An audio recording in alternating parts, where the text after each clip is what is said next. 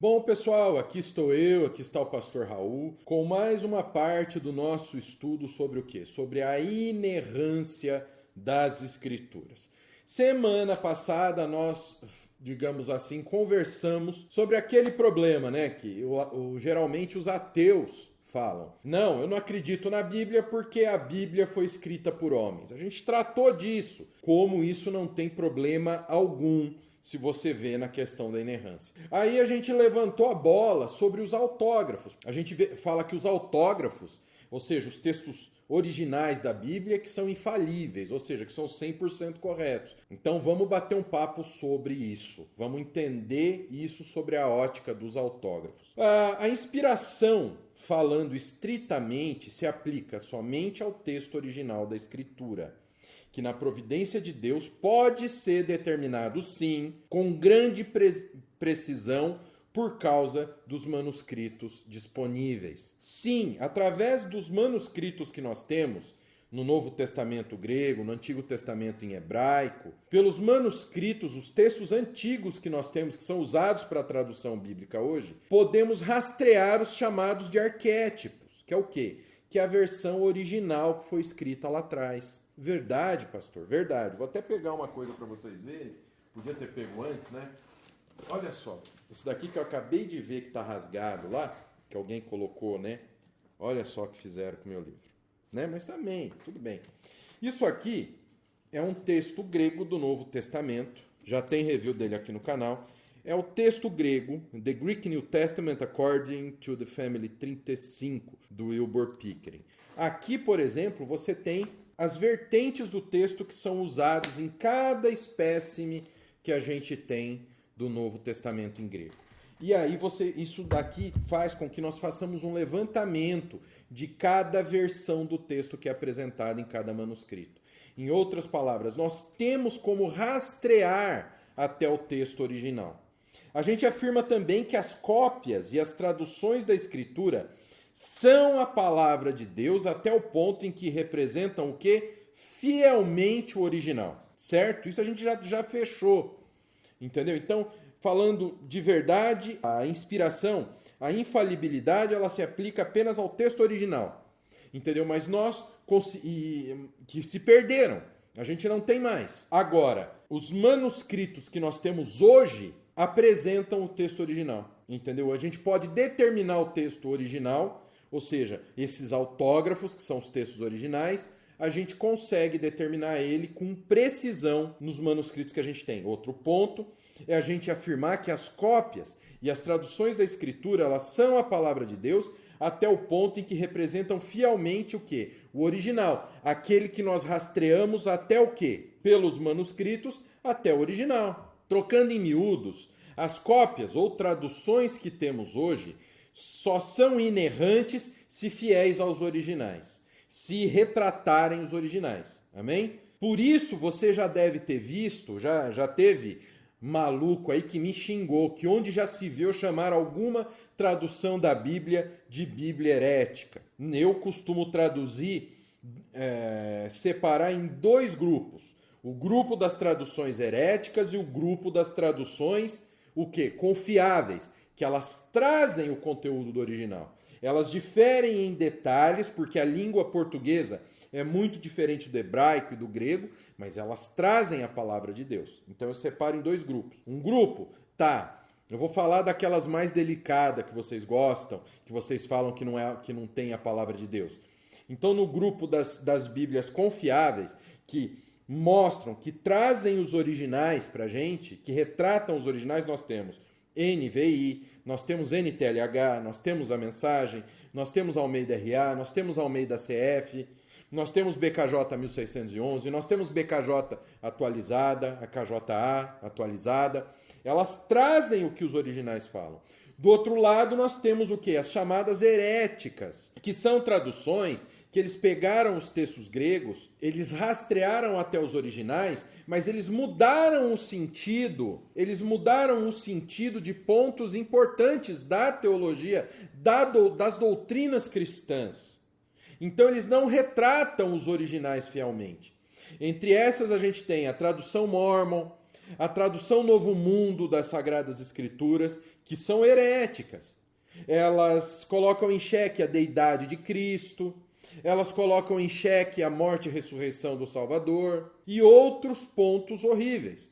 Tanto que os Mormons, por exemplo, eles vêm de onde? Um anjo falou que a Bíblia estava deturpada e corrompida, e aí deu o livro de Mormon, e se eu não me engano, aquela maluquice lá, pérola de grande valor. E essa sim corrigia a Bíblia. Olha só o problema. Então essas são traduções heréticas. Então por isso que eu falo, são traduções que não diferem. As traduções confiáveis são traduções que não diferem em pontos específicos, que não influem na mensagem central. Então isso que a gente tem que entender. Essas traduções heréticas são traduções que elas são parecidas com o texto bíblico, mas elas atacam e deturpam os pontos centrais da Escritura. Exatamente. Então a gente nega que qualquer elemento essencial da fé cristã seja afetado pela ausência dos autógrafos, ou seja, dos originais. Então não é porque nós não temos aquela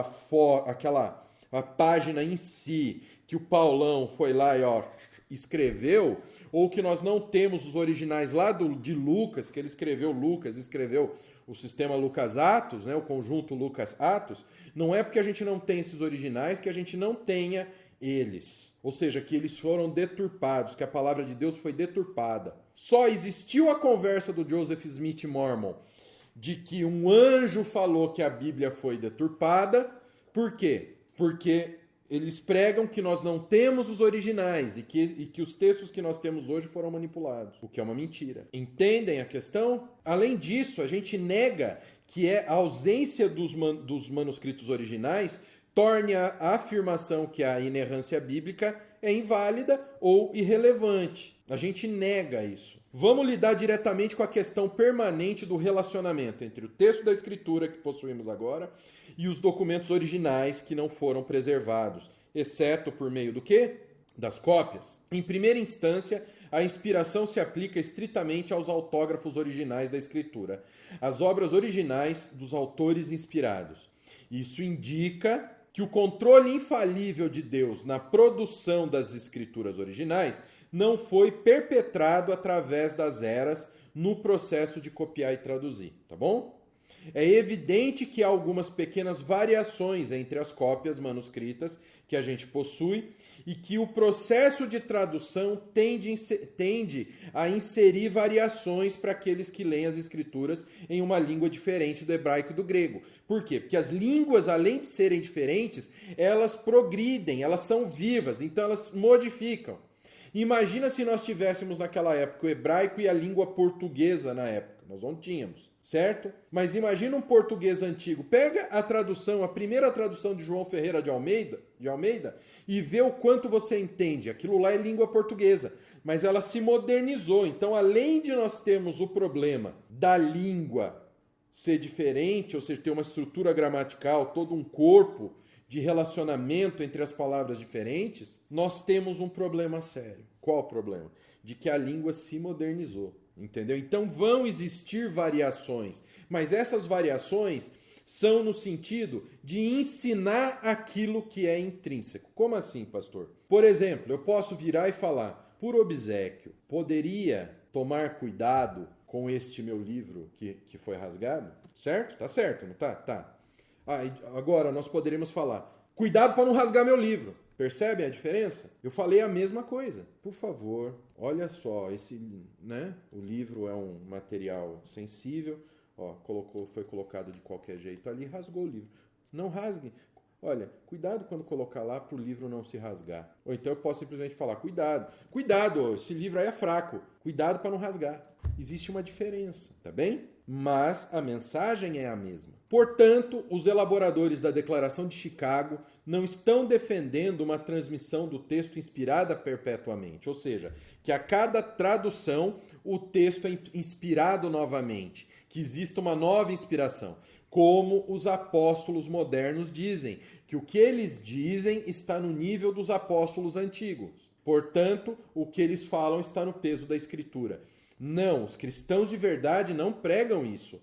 a revelação, ou seja, a inspiração, ela continua como? A inspiração ela não continua, ela aconteceu nos textos originais, que era o que Deus precisava passar para a gente. Visto que não temos os manuscritos originais, alguns têm argumentado que um apelo aos originais perdidos torna irrelevante todo o caso da inspiração. Ou seja, visto que não temos os manuscritos, o que acontece? Muitos dizem que apelar para os originais torne... Ou seja, eu não tenho original. Então, mano, não adianta você vir falar para mim que não tem o original para conferir. Mas se a gente pensar dessa maneira, a gente está deixando de lado todo um trabalho feito onde? Na crítica textual. O que a crítica textual faz? É a ciência que procura reconstruir o texto original por meio de uma análise cuidadosa e de um exame dos manuscritos que a gente possui hoje. Essa tarefa foi realizada a todos os documentos da antiguidade que chegaram até nós por meio de cópias manuscritas. A gente tem isso em cima da Ilíada, a gente tem em cima de diversas publicações antigas, não apenas a Bíblia Sagrada. As escrituras do Antigo e do Novo Testamento são os textos que chegaram até nós com uma atestação mais ampla e mais confiável que existe.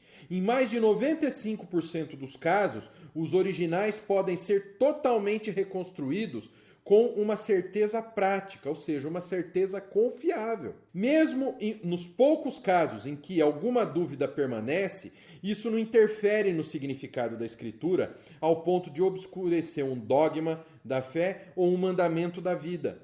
Até porque a Bíblia, ela explica a Bíblia. Então, se você pegar aquela passagem que é entendida como problemática na tradução e pegar todo o contexto da palavra em si, da Bíblia em si, do texto em si, você chega no significado daquela passagem. Então não tem como correr, pessoal. Então, falam, se eu não tenho o autógrafo para colocar do lado, então não tem como eu dizer que a Bíblia é inerrante. Isso é uma falácia, é uma mentira. Assim, na Bíblia, como a gente possui hoje, e como é transmitida a nós por meio de traduções confiáveis, olha só, eu estou falando do universo das traduções confiáveis, não das traduções heréticas. Nós temos, de fato, a própria palavra de Deus, uma vez que os manuscritos transmitem a nós toda a verdade vital dos originais. Outro ponto é que as cópias e as traduções da Escritura são a palavra de Deus até o ponto que representam fielmente o original. Embora a gente não tenha os originais, temos traduções e cópias bem reconstruídas que até o ponto em que correspondem aos originais podemos dizer que são a palavra de Deus. Mas por causa da presença evidente de erros nas cópias e erros de tradução, tem de ser feita a distinção entre a obra original e de inspiração dos autógrafos. E o trabalho de traduzir e copiar esses autógrafos. Olha que coisa interessante. A negação se preocupa com o fato importante de que, naqueles minúsculos segmentos de manuscritos existentes, nos quais a crítica textual não tem sido capaz de determinar com toda certeza a redação original, nenhum ensino essencial da fé é afetado. Ou seja, um ponto ou outro, pessoal, que você vai encontrar na Escritura, que a crítica textual não consegue identificar a origem no texto original, são pontos que não trazem uma doutrina central, entendeu? Nenhum ensino cristão é afetado. São pontos periféricos que estariam ali para apoiar o entendimento daquela palavra. Então, isso que vocês têm que entender. Então, limitar a inerrância ou a inspiração do manuscrito original não torna irrelevante a contenção. Faz muita diferença. Se o texto original fosse errante, a igreja teria a opção de rejeitar seus ensinos. Aí sim os progressistas poderiam sonhar com seus devaneios de que a Bíblia precisa ser atualizada. Aí sim, se o texto original é inerrante e temos que depender da ciência, da crítica textual para reconstruir esse texto inerrante, não temos razão legítima para desobedecer a um mandamento da Escritura, cujo texto não está sob dúvidas, como os progressistas religiosos querem, permitindo pecados, permitindo coisas abomináveis, dizendo que a Bíblia precisa ser atualizada. Que a Bíblia, que aquela passagem era uma coisa referente àquela época, que aquela passagem estava sob um contexto cultural diferente. Desculpas para liberar o pecado. O veneno do progressismo usa de falácias, de não reconhecimento da Bíblia como palavra de Deus, muito menos como inerrante, para questionar mandamentos ou pontos claros da Escritura. tentando tornar pecados em virtudes, o que é uma abominação completa. Tentam, por exemplo, validar o roubo, dando a desculpa da injustiça social. Tentam validar o homossexualismo. Como? Através do amor. Olha só que coisa interessante. Por exemplo, se dois teólogos concordam que o texto original era inerrante, e se ambos concordam quanto ao que a cópia presente ensina, e além disso concordam em que a cópia presente é uma representação exata do original, conclui-se inevitavelmente que os dois homens estão sob a obrigação divina do quê? De obedecer esse texto. Se por outro lado afirmássemos que os manuscritos originais eram possivelmente errantes, como essa corja quer mostrar, ou seja, que aquela determinada parte era para quê? Aquela determinada parte era lá para trás. Aquela determinada parte existia a proibição existia a proibição do homossexualismo, por quê? Simplesmente porque naquela época a população era pequena, precisavam se multiplicar. Não, entendeu? Então, se eles vêm com essa questão, então se eles creem, afirmam que os manuscritos eram errantes, e os dois teólogos concordassem quanto ao que a Bíblia ensinava e concordassem em que a tradução ou a cópia disponível representava firmemente o original, nenhum dos dois estaria sob a obrigação moral de submeter-se aos ensinos desse original. Talvez errante. Por quê? Porque esse original seria errante. Nisso está a importância do caráter do manuscrito original. Então, se dois teólogos concordam que o manuscrito original é inerrante, eles são obrigados, pela lógica, né? Pela lógica, eles são obrigados a seguir aqueles mandamentos. Agora, se dois teólogos afirmam que o texto o original era errante, então eles não têm obrigação nenhuma de seguir com aquele texto, de obedecer. E essa é a questão que os progressistas querem tanto fazer para pôr suas asinhas e manguinhas de fora. Mas nós cremos na inerrância dos originais bíblicos e cremos que nós temos sim os originais através do trabalho da crítica textual e que nós conhecemos o conteúdo desses originais e que nós temos traduções desde a Mensagem, que é uma tradução parafraseada, até a ACF, a LTT, que são traduções mais literais, nós temos a palavra de Deus dentro dessas traduções. Amém? Então, se você quer aprender mais, pessoal, tem um link aqui na descrição que tem um link para você seguir a gente em todas as redes sociais do Nascido, tem um link para o nosso curso em teologia, tem o link para você baixar os nossos e-books gratuitos que vão te ajudar no teu estudo da Palavra de Deus, no teu estudo na tua devocional. E, pessoal, nós somos um canal cristão e somos um canal conservador, ou seja, as redes sociais não querem a gente aqui. Então, pessoal, se você seguir a gente em todas as nossas redes sociais, inclusive as redes sociais aí que a gente tem, a gente não tem só as tradicionais, se você seguir a gente em todas essas redes sociais, o que vai acontecer? Você vai acabar sendo notificado por uma delas quando sair material novo aqui no Nascido. Que o Pai, o Filho e o Espírito Santo de Deus abençoe a vida de vocês. Até a próxima, em nome de Jesus.